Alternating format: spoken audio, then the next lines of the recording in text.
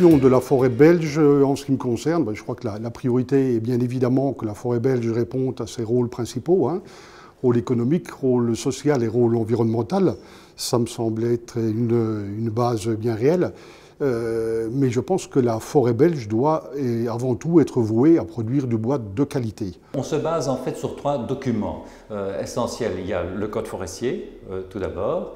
Il y a la certification forestière PEFC et troisièmement, il y a un document élaboré par des scientifiques, forêt et changement climatique. Les grands principes en fait, du code forestier existaient, somme toute, un temps soit peu, mais ici le code forestier en fait, les a vraiment officialisés, donc c'est particulièrement important. Il a prévu aussi d'ailleurs dans son article 1er de diversifier davantage la forêt, puisque en Wallonie on a 3 espèces qui constituent les 3/4 de la surface, c'est l'épicéa, les chênes indigènes et le hêtre. Donc il est important en fait de diversifier davantage cette forêt pour ne pas mettre tous ses œufs dans le même panier. La politique forestière aujourd'hui du DNF fait que, je veux dire, on voit apparaître des projets LIFE, on a en parallèle Natura 2000, on a encore en parallèle les normes environnementalistes type FSC ou PEFC, qui ont tendance généralement à pousser vers le feuillu, à revenir vers le feuillu comme on l'a été en temps, et qui fait que nous autres, nous nous inquiétons d'autant plus sur nos sources d'approvisionnement. Je parlerai des feuillus en général, de par ma position, et particulièrement du peuplier. Le futur, par contre, m'inquiète un peu plus, parce qu'on a beau nous démontrer que la pyramide est respectée et que la production sera toujours la même, il y a quand même des surfaces qui ont été mises en réserve naturelle, des zones humides qui sont interdites à la plantation ou conseillées à ne pas être plantées, comme le peuplier occupe pas mal de ces zones humides. Je suis fort inquiet pour cette essence. D'ailleurs, il n'y a plus que des gros peupliers partout, vous pouvez vous retourner où vous voulez, et des tout petits, mais des moyens, il n'y en a pas. L'évolution de la forêt en Belgique et ce que nous on ressent au niveau de notre société, c'est surtout une image que j'ai en tête des ventes publiques des dernières années, disons depuis 2004-2005, où il y a eu une baisse d'environ 25% de volume d'offerts dans les ventes publiques. Malheureusement, les statistiques de l'Office wallon du bois et de la DNF le prouvent que, surtout en résineux, on perd quelques 17 000 hectares de forêts résineuses. On coupe notre capital, on coupe 123% de l'accroissement annuel. Tout ça nous préoccupe énormément. On est bien conscient qu'il faut garantir l'équilibre, par exemple, entre la surface des espèces feuillues et des espèces résineuses. C'est d'ailleurs prévu dans l'article 1er du Code forestier, donc c'est essentiel. Et ces dernières années, on a constaté qu'il y avait un certain glissement en défaveur des résineux, puisqu'on était à 47% de la surface en résineux. Il y a une dizaine d'années, on n'est plus qu'à 43%. Donc il est clair que maintenant il faut veiller à arrêter ce déséquilibre et tendre progressivement à reconstituer cet équilibre, c'est essentiel. La forêt wallonne en tout cas, elle s'épuise extrêmement vite. Moi, sur les 25 dernières années, ça a été incroyable, absolument incroyable. Des vieux peuplements, il n'y en a plus. Maintenant, on récolte en résineux plus que l'accroissement de la forêt.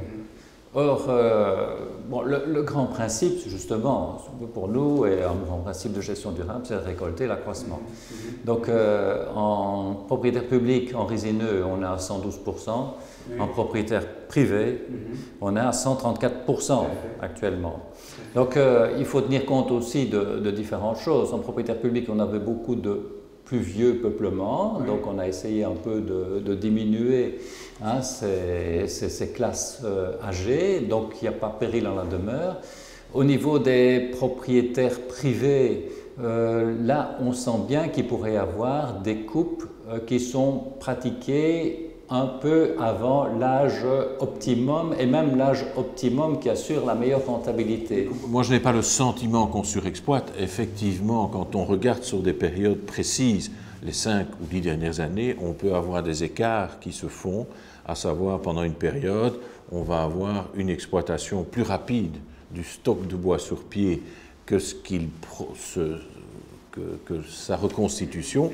De nouveau, c'est un jeu normal, à savoir le propriétaire privé aujourd'hui va considérer qu'il est temps de vendre son bois parce qu'on lui en offre un bon prix et va probablement le couper plus qu'à une période où les prix étaient perçus comme étant très bas. Alors, concernant le problème de la surexploitation, il ne faut pas exagérer et il n'y a pas péril en la demeure.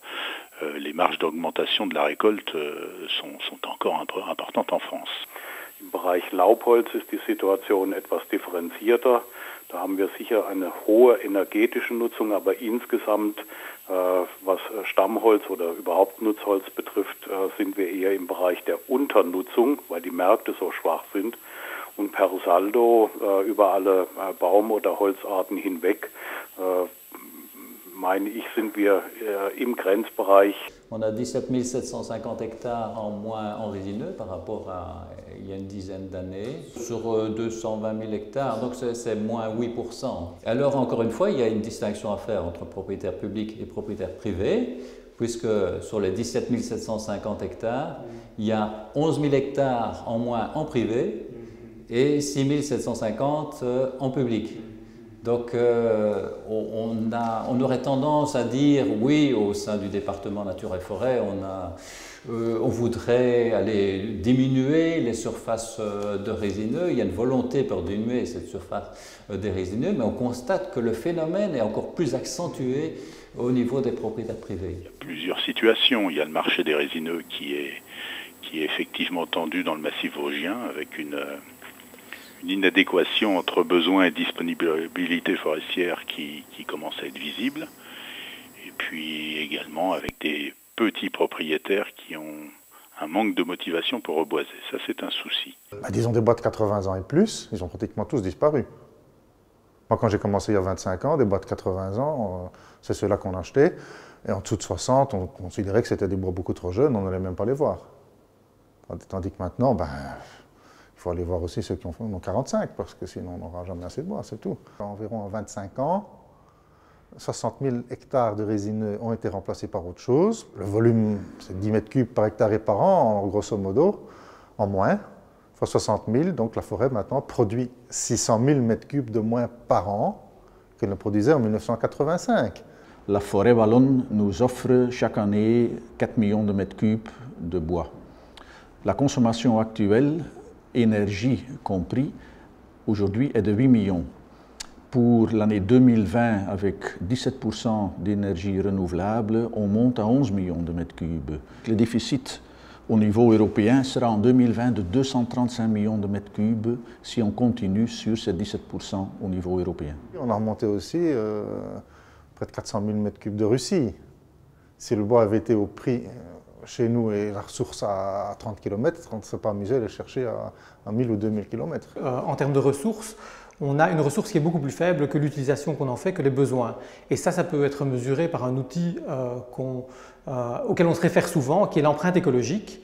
Et si on se base sur l'empreinte écologique, on peut voir qu'on a en Belgique, une biocapacité, donc des possibilités en termes de production de ressources forestières qui sont moitié moindres que l'utilisation qu'on en fait, donc que les besoins. D'année en année, les approvisionnements deviennent plus tendus. J'aurais tendance à constater qu'en Belgique, la disponibilité est peu importante puisqu'elle représente seulement 10% de la part de nos approvisionnements, en sachant que nous achetons annuellement 1 400 000 tonnes de bois. Si nous n'achetons que 10% de l'approvisionnement en Belgique, c'est tout simplement parce que la disponibilité n'est pas suffisante. La quantité de bois qui est mise sur le marché semble à peu près équivalente chaque année parce qu'on s'approvisionne essentiellement, nous, auprès des communes. La difficulté qu'on a, c'est qu'il y a énormément de bois qui partent à l'étranger, que ce soit en France, donc dans les pays limitrophes, ou même beaucoup plus loin, puisqu'il y a beaucoup de bois qui partent via des containers en Asie. Ce sont des bois que malheureusement on ne peut pas transformer et on a difficile à concurrencer ces gens-là au niveau du prix d'achat. Concernant la partie feuillue, qui est la partie la plus importante, le marché du bois de feuillu est à reconstruire, à redynamiser, et évidemment en particulier le hêtre qui s'est jamais remis de la tempête de 99. Les gens qui achètent du bois pour les scier en feuillu peinent à donner 50 ou 60 € pour du beau hêtre, et qu'on vend du hêtre de chauffage entre 52 et 67, c'est les prix de la vente il y a 3 jours, 4 jours à Bulange. La scierie va disparaître. Toutes ces filières qui naissent autour du bois, je vais dire bois énergie, que ce soit pour le particulier ou pour les grosses entreprises, font qu'il y a des bois qui, par le passé, qui rentraient par le passé en scierie, qui maintenant vont être plus facilement transformés en bois de chauffage ou pour faire des pellets ou du bois énergie. Le bois énergie aujourd'hui est en train, nous semble-t-il en tout cas, d'introduire une distorsion énorme dans le marché pour plusieurs raisons. La première, c'est que pour nous, dans un premier temps, il n'y a pas la marchandise disponible sur le marché. La deuxième chose, c'est qu'aujourd'hui, c'est un secteur qui est complètement subsidié. Qui est subsidié aujourd'hui à concurrence proportionnellement beaucoup trop fort par rapport aux autres secteurs. Il faut bien se rendre compte que le bois, en tout cas dans les papeteries, dans les panneaux, c'est un produit qui a une faible valeur. Ce qui veut dire qu'à partir du moment où on vient mettre des subsides, ces subsides sont en théorie très vite trop élevés par rapport à la valeur des choses. Le bois énergie, cela peut être la meilleure et la pire des choses. C'est peut-être, et ça sera peut-être la meilleure des choses, si le bois énergie permet d'élargir les débouchés pour des bois actuellement non valorisables, des petits bois, des bois médiocres, voire des travaux de sylviculture non rentables. Le bois énergie peut être la pire des choses, il se substitue aux utilisations valorisantes et qui font le fonctionnement général de la forêt. De notre point de vue, c'est déjà de produire du bois de la plus grande qualité possible, justement parce que c'est ce bois-là qui permettra la transformation la plus poussée, qui est porteuse d'emploi. Donc ça, c'est intéressant. Mais au niveau des propriétaires publics, quand on met en vente des bois sur le marché, nous, on n'oriente pas le type d'utilisation qui en sera faite. C'est l'acheteur qui va orienter vers l'utilisation. La destination des bois, le propriétaire privé ne la connaît pas plus que le propriétaire public, à la limite beaucoup moins vu de son nombre. De nouveau, le propriétaire, lui, va réagir essentiellement au niveau des prix. Es gibt das klare politische Konzept, dass die stoffliche Nutzung Vorrang haben soll vor der energetischen Nutzung. Das bedeutet, dass wir als Forstleute nicht mehr aktiv die energetische Nutzung betreiben. Gleichwohl den Kräften des Marktes haben wir eigentlich nichts entgegenzusetzen. Das gegebene Gut, der Festmeter Holz, zum Marktpreis verkauft werden muss. Und wenn der energetische Preis höher ist als der für eine stoffliche Nutzung, endet unser Einfluss. Quand on regarde les entreprises, si on revient 30 ans en arrière, on avait droit à des entrepreneurs forestiers comme partenaires du dialogue. Donc, même comme partenaire commercial, on savait qu'on avait un forestier en face de soi. Aujourd'hui, c'est plus vrai. Pour faire du bois énergie, on en parle, mais il faudrait planter des nouvelles surfaces pour pouvoir, comme ils font en Suède, en Finlande, ils ont des taillis à courte rotation. Au lieu d'avoir des jachères qu'on leur donne je ne sais combien de l'hectare pour leurs jachères et leurs tournières, qu'on plante du taillis à courte rotation. Nous ne sommes pas contre le certificat vert en soi, nous ne sommes pas contre l'énergie verte en soi, pas du tout. Ce que nous souhaiterions, c'est que dans le cadre de l'énergie verte, ce sont les produits en fin de vie et seulement ceux-là qui puissent rentrer dans le process qui amènerait à ce moment-là et subsides et certificats verts. Pour nous, l'enjeu, c'est d'abord, je le rappelle, la sobriété, utiliser moins de ressources, ensuite privilégier les usages les plus nobles et puis enfin, en fin de course, arriver à une utilisation du bois énergie. La Belgique, si demain on utilisait de l'énergie, on aurait besoin, en termes de biocapacité, 10 fois les surfaces forestières qu'on a aujourd'hui. Ce qui nous étonne en Belgique, c'est que l'on ne voit pas beaucoup de projets, par exemple, pour ce qu'on appelle les classes B. Donc le classe B, c'est un produit qui a été, entre guillemets, contaminé, parce qu'il y a un petit peu de mélamine, parce qu'il y a un petit peu de couleur, parce que, je veux dire, différents produits ont été insérés dedans, des clous, des vis ou autres. Ces produits-là, je veux dire, de notre point de vue, je ne pense pas qu'ils soient réutilisés aujourd'hui par d'autres personnes. Man müsste im Allgemeinen auch die Leute, die, ich sag mal, Hackschnitzelanlagen betreiben, im Prinzip prozentual dazu verdonnern, auch wirklich Abfallholz zu verwerten. Denn wenn ich jetzt an Einwegpaletten denke oder überall Einschnitte, wo ich sag mal indirekt Abfall produziert wird und anfällt, den gilt es zu entsorgen bzw. zu verwerten. Und da sind Massen von auf dem Markt, aber die werden meines Erachtens nach nicht zur direkten Verwertung genutzt. Aber dass man jetzt schon im Wald auftaucht und den direkten Einschnitt zu Hackschnitzeln verarbeitet, ist eigentlich eine Frechheit. Une tonne de bois utilisée comme matière première représente 10 fois plus de valeur ajoutée que d'utiliser cette même tonne en biomasse. Et cette même tonne de matière première, une tonne, donne 25 fois plus d'emplois dans l'industrie du bois que cette même tonne utilisée en biomasse. Le sujet qui m'inquiète le plus, c'est de dire, il semble, d'après les statistiques, qu'effectivement, particulièrement privés, les privés ne réinvestissent pas pour replanter ce qu'ils ont coupé, ou le font avec retard.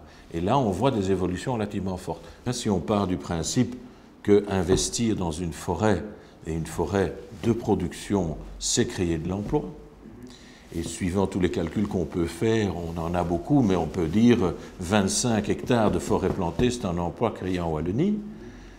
Pourquoi est-ce que les pouvoirs publics ne soutiendraient pas ce type d'investissement? Elles le font massivement pour d'autres investissements, créateurs d'emplois en Wallonie. Il y a un problème de redynamisation des plantations. Et là, il faut redonner goût à la plantation. Et jadis, il y avait le Fonds forestier national. Et il faut reconstruire un système. Et nous avons déjà fait un premier essai avec un fonds privé que nous avons appelé Fonds d'aide à la reconstitution de la ressource résineuse, qui est alimenté par les utilisateurs du bois eux-mêmes. Et puis pour que le bilan CO2 soit nul, il faudrait que ce soit une nouvelle production de bois qui va absorber le gaz carbonique, rejeter de l'oxygène et pouvoir se permettre d'en rejeter quand on va le brûler du CO2. Mais c'est une nouvelle production qu'il faut. Hein.